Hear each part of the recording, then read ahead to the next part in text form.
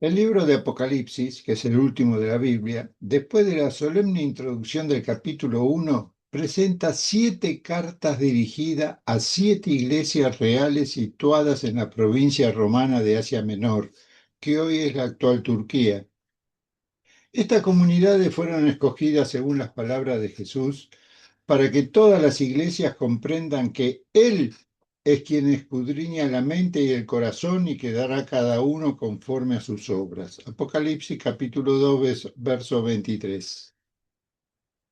Estas iglesias no fueron seleccionadas para representar periodos específicos en la historia del cristianismo, como algunos sostienen. Sin embargo, es posible que en distintos momentos de la historia de la Iglesia muchas comunidades hayan compartido rasgos semejantes a los de alguna de estas 7 congregaciones. Más allá de su contexto inmediato, las cartas funcionan como un diagnóstico espiritual permanente para las comunidades cristianas de todas las épocas, hasta la venida del Señor. La evidencia de esta afirmación se encuentra en la exhortación repetida en cada carta. El que tenga oídos, oiga lo que el Espíritu dice a las iglesias, expresión con la que comienza la conclusión de cada mensaje. La primera carta está dirigida a la iglesia de Éfeso, que fue el centro comercial y religioso más relevante de la provincia romana de Asia. La ciudad era célebre por su majestuoso templo dedicado a Artemisa, Hechos capítulo 19, verso 28, traducida como Diana en latín, representa a la diosa de la fertilidad. Allí también se predicaba el culto al emperador romano, que lo consideraban divino. En ese ambiente, el monoteísmo judeo-cristiano se enfrentaba a una fuerte presión cultural y religiosa marcada por el politeísmo griego. Se cree que la iglesia de Éfeso fue fundada por Aquila y Priscila hacia el año 52, según dice el libro de Hechos, capítulo 18, verso 26. Más tarde, el apóstol Pablo la pastoreó durante 2 o 3 años, Hechos capítulo 20, verso 31, utilizando la ciudad como base para evangelizar la región circundante, Hechos capítulo 19, versículos 8 al 10. Es muy probable que a partir de esta labor se establecieran las demás 6 iglesias mencionadas en el Apocalipsis. Ahora leemos los versículos 1 al 7 del capítulo 2. Y dice así: Escribe al ángel de la iglesia en Éfeso. Así dice el que lleva 7 estrellas en su mano derecha y anda en medio de los 7 candeleros de oro. Yo conozco tus obras, tu arduo trabajo y tu paciencia. Sé que no soportas a los malvados, que has puesto a prueba a los que dicen ser apóstoles y no lo son, y que has descubierto que son unos mentirosos. Por causa de mi nombre has resistido, sufrido y trabajado arduamente sin rendirte. Pero tengo contra ti que has abandonado tu primer amor. Así que ponte a pensar en qué ha fallado y arrepiéntete y vuelve a actuar como al principio. De lo contrario, vendré a ti y si no te arrepientes, quitaré tu candelero de su lugar.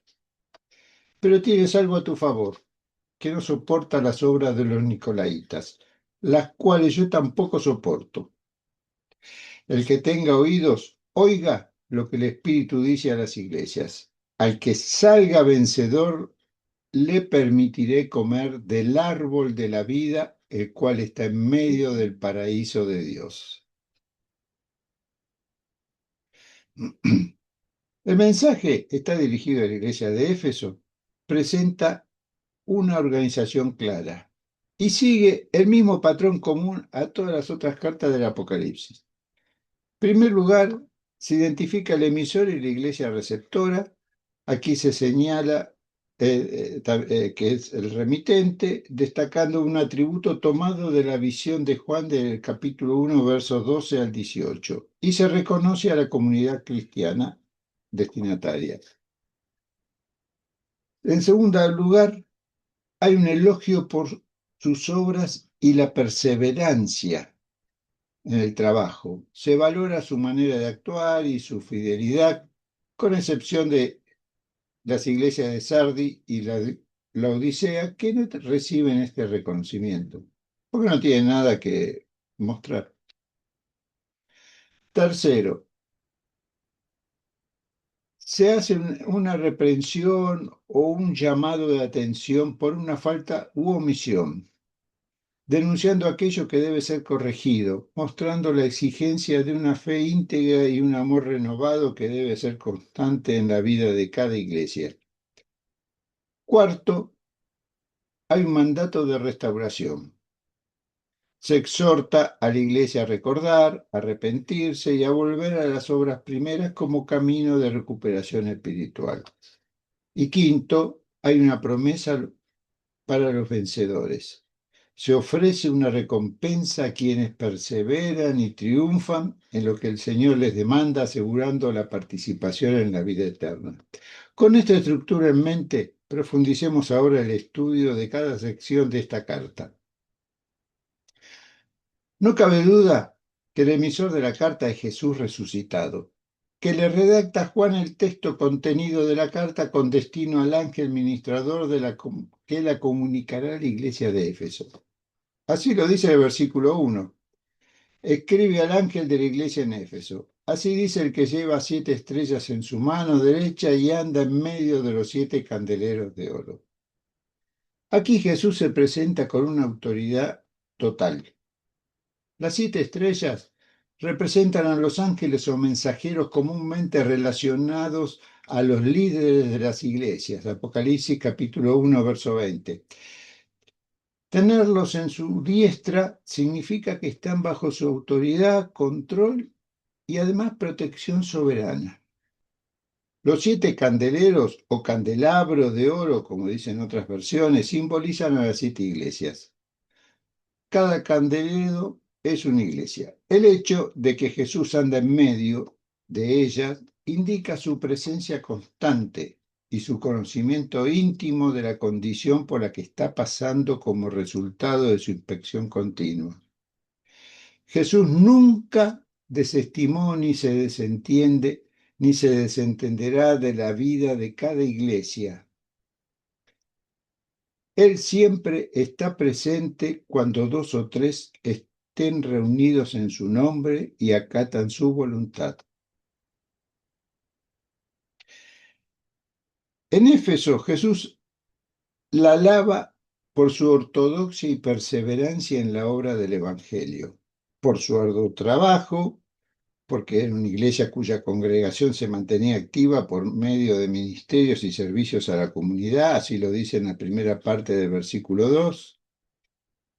Yo conozco tus obras, tu arduo trabajo y tu paciencia. En segundo lugar, por la pureza doctrinal, porque eran guardianes celosos de la verdad, no permitiendo falsos maestros en su cena ni herejías como la de los nicolaítas. Así lo dice en el versículo 2, parte B. Sé que no soportas a los malvados, que has puesto a prueba a los que dicen ser apóstoles y no lo son, y que has descubierto que son unos mentirosos. Y también en el versículo 6, segunda parte, que dice que no soportas las obras de los nicolaítas, las cuales tampoco yo soporto. Y en tercer y último lugar, por la perseverancia, porque habían soportado pruebas y oposición por causa de Cristo, sin rendirse ni fatigarse en su esfuerzo evangelizador exterior. Por causa de mi nombre, dice, has resistido, sufrido y trabajado arduamente sin rendirte. Así lo dice en el versículo 3. En resumen, Éfeso era una iglesia teológicamente sólida y de gran rendimiento, y se distinguían por su fidelidad en las obras y su constancia en el servicio. Sin embargo, con el paso del tiempo, la devoción que en un principio impulsaba sus acciones se fue apagando. Y las obras que antes brotaban de un corazón encendido y se transformaban en actividades ahora carentes de verdadera espiritualidad. Por esta razón Jesús los reprende con firmeza y amor diciendo, en el versículo 4, pero tengo contra ti que has abandonado tu primer amor. La iglesia de Éfeso había descuidado el mandamiento más importante, amar a Dios con todo el ser, que dice Deuteronomio 6:5 y Mateo 22:36 al 38. Este único defecto anuló todos sus logros. Estaban dedicados a la acción, al trabajo, a predicar el Evangelio, pero a Dios lo habían dejado atrás. Su trabajo, su pureza doctrinal y su resistencia se habían convertido en acciones mecánicas, impulsadas por el deber, la costumbre o tal vez la tradición. En algún lugar, en vez de brotar, era amor apasionado por Cristo y por el prójimo, que es el verdadero motor de toda obra evangélica, la hacían ya mecánicamente. El primer amor se refiere a esa devoción fresca y ardiente que caracteriza la vida de un recién convertido, cuando Cristo pasa a ocupar el centro absoluto de su existencia. La iglesia de Éfeso mantenía una doctrina correcta, pero había perdido la práctica correcta motivada por un amor encendido en el corazón. Así, todo lo que hacían buscaban preservar un buen nombre mediante testimonios externos, pero carecían de amor genuino que da origen y sentido a todo ministerio cristiano. Jesús mismo enseñó a sus discípulos, en esto conocerán todos que ustedes son mis discípulos, si se aman unos a otros. Juan capítulo 13, verso 35. La ausencia de ese amor verdadero llevó a la iglesia de Éfeso a comportarse como un club social o una institución ciudadana, aunque también sostenían una sana doctrina. Por ello Jesús les ofrece una fórmula de 3 pasos para recuperar la vitalidad inicial y volver a ese amor filial que nunca debieron abandonar, y se los dice con estas palabras en el versículo 5. Así que ponte a pensar en qué ha fallado y arrepiéntete y vuelve a actuar como al principio. De lo contrario, vendré a ti y si no te arrepientes, quitaré tu candelero de su lugar. El primer paso es recordar, así que ponte a pensar en qué has fallado. El Señor invita a su iglesia a un examen interior lleno de humildad, para reconocer con sinceridad las razones que han debilitado la vivencia de un amor auténtico. Este llamado implica una revisión de la propia historia comunitaria, volver a los orígenes de la fe que dieron vida a la Iglesia de Cristo en Éfeso, recordar los momentos de mayor gozo y fervor que cimentaron la comunión fraterna y confrontar con honestidad las causas que han conducido a la situación presente. El segundo paso es arrepentirse y arrepiéntete. El arrepentimiento que Jesús les reclama es una contrición genuina y necesaria. Debe experimentar un dolor interno por haberse desviado el corazón del amor a Jesús. Y el tercer paso es, y vuelve a actuar como al principio.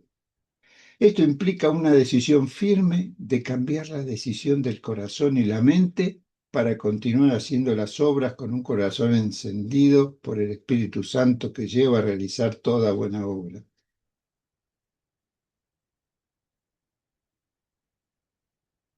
Este es un llamado urgente, pues de lo contrario, dice en la última parte del versículo 5, vendré a ti y si no te arrepientes, quitaré tu candelero de su lugar.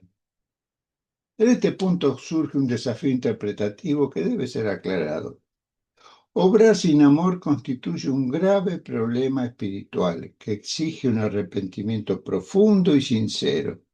Tal arrepentimiento solo puede alcanzarse mediante una transformación de la mente y del corazón conforme a la exhortación que el apóstol Pablo dirigió en su momento a esta iglesia. Jesús nuevamente la está recordando. Renuévense en el espíritu de su mente y revístanse de la nueva naturaleza creada en conformidad con Dios en la justicia y santidad de la verdad. Así lo dijo Pablo en el capítulo 4, versos 23 y 24 de la carta a los Efesios. La verdad ha sido y continúa siendo una realidad constante en la historia de la Iglesia. En general, recordándonos que la vida cristiana se sostiene únicamente en la renovación interior y en el amor genuino. Muchas comunidades que se presentan como iglesias cristianas han terminado convirtiéndose en meras organizaciones religiosas y vacías de verdadera espiritualidad. La ausencia de un amor genuino ha llevado a que, en algunos casos, sus miembros sean retenidos con falsas promesas de prosperidad, mientras sus dirigentes enriquecen sus arcas. La Escritura lo describe con precisión, pues a pesar de haber conocido a Dios, no lo glorificaron como a Dios, ni le dieron gracias, sino que se envanecieron en sus razonamientos y su necio corazón se llenó de oscuridad. Aunque afirmaban ser sabios, se hicieron necios y cambiaron la gloria del Dios inmortal por imágenes de hombres mortales. Dejaron de venerar a Dios para venerar a sus líderes, a las personas. A nivel personal, fallar y abandonar el primer amor no equivale a perder la salvación. Lo repito, a nivel personal, fallar y abandonar el primer amor no equivale a perder la salvación. Sin embargo, constituye el inicio de un proceso de enfriamiento espiritual que, si no se detiene, puede desembocar en la apostasía y en la consecuencia pérdida definitiva de la salvación. Una vez llegado a este estado, no hay retorno. A nivel congregacional, a nivel iglesia, no cambiar de actitud sería la pérdida de su candelero, que en otras palabras dejarían de formar parte del verdadero cuerpo de Cristo que es la iglesia, aunque continuaran funcionando como iglesia. No obstante, aún permanece abierta la posibilidad en lo personal y congregacional de regresar al primer amor en el servicio, pues la doctrina se conserva íntegra. El Señor mismo lo reconoce, pero tienes algo a tu favor, que no soporta las obras de los nicolaitas, las cuales tampoco yo soporto. Versículo 6. Sobre los nicolaitas se sabe poco con certeza, pues la Escritura no ofrece mayores detalles. Se presume, sin embargo, que promovían una doctrina de carácter dualista, según la cual el cuerpo humano era considerado malo y el espíritu lo único verdaderamente bueno. Bajo esta premisa, enseñaban que el cristiano podía hacer lo que quisiera con su cuerpo, ya que no afectaría el espíritu, entonces carecería de valor. De este modo de pensar, distorsionaron el primer gran mandamiento de Jesús, citado en Deuteronomio 6:5, que Jesús reafirmó: amarás al Señor tu Dios con todo tu corazón y con toda tu alma y con toda tu mente. Mateo 22:37. En esta condición pecaminosa, realizaban obras semejantes a las de las iglesias de Cristo realmente espirituales, pero sin buscar la santificación que Dios concede a todo creyente obediente a su palabra. Así lo enseñó Pablo a la iglesia de Tesalónica, que el mismo Dios de paso los santifique por completo y que guarde irreprensible todo su ser, su espíritu, alma y cuerpo para la venida de nuestro Señor Jesucristo. Primero de Tesalonicenses 5:23. Con estas palabras, Pablo lo que les estaba diciendo era que la santificación no es por obra de ustedes, sino es por un don de Dios. Y ustedes la deben guardar en el espíritu, en el alma y en el cuerpo. Por lo tanto, no hay dualidad posible. Todo lo que está acá es del Señor y debe estar guardado hasta la venida. de nuestro Señor. Cristo murió también por los nicolaitas. Lo que él rechaza no son a los nicolaitas, no son las personas, sino sus enseñanzas corruptas que incitan a los creyentes a apartarse de la sana doctrina y a caer en toda clase de pecado. Por eso hay un llamado al arrepentimiento. Por eso la carta concluye con un llamado desafiante. Invita a cada miembro de la iglesia de Éfeso y hoy a nosotros a perseverar en la fe, recordándonos que la promesa eterna que ya comenzó a cumplirse, pues su preciosa sangre nos ha limpiado de todo pecado. Y el Espíritu Santo da testimonio a nuestro espíritu de que somos hijos de Dios y coheredero con Cristo de toda bendición eterna. Así lo dice en el versículo 7. El que tenga oídos, oiga lo que el Espíritu dice a las iglesias. Al que salga vencedor, le permitiré comer del árbol de la vida, el cual está en medio del paraíso de Dios. La promesa es la restauración plena, el acceso al árbol de la vida, símbolo de eternidad y de la presencia ininterrumpida de Dios, perdida en el Edén. Esta imagen revela que la verdadera recompensa no consiste en bienes materiales, sino en la intimidad eterna con Dios, en una comunión que jamás debió quebrarse. El que tenga oídos, que oiga. Son las mismas palabras con las que Jesús concluyó la parábola del sembrador, refiriéndose a todo aquel que va camino en la vida predicando el Evangelio en todo lugar. Mateo 13, del 1 al 9. Ahora aquí la aplica a quienes salgan vencedores, al que salga vencedor, es decir, a los creyentes, obedientes y fieles. En este contexto, no alcanzar la victoria no significa perder la salvación, sino transitar hacia la eternidad con una existencia apagada, sin motivaciones, sin gozo, marcada por el esfuerzo. Tengo que ir a la iglesia el domingo, tengo que ir otro día a la semana, tengo que hacer un trabajo evangelístico, como le sucedió a Adán y Eva al ser expulsados del jardín, privado del acceso al árbol de la vida, Génesis 3, 22 al 24. En la visión de Juan, el árbol de la vida, situado en medio del paraíso de Dios, se convierte en estímulo y esperanza para todo creyente que persevera. A aquellos se le concede comer de él, el cual produce 12 frutos, dando su fruto cada mes, y las hojas del árbol eran para sanidad de las naciones, dice capítulo 22 del verso 2.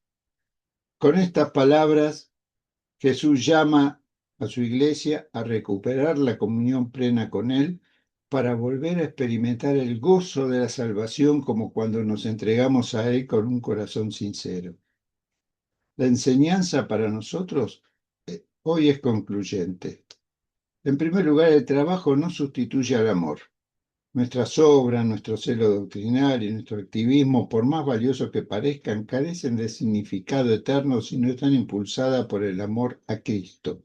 1 Corintios 13.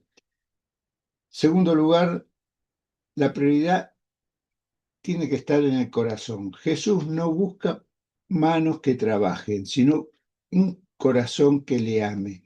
El servicio verdadero nace de la auténtica intimidad con Él. Y en tercer lugar está la fórmula de restauración. Cuando el primer amor se enfría, el camino de Jesús permanece vigente. Recordar la gracia recibida, arrepentirse de la indiferencia y retomar la práctica de la fe desde el amor. Esos pasos nos conducen nuevamente al gozo de la salvación.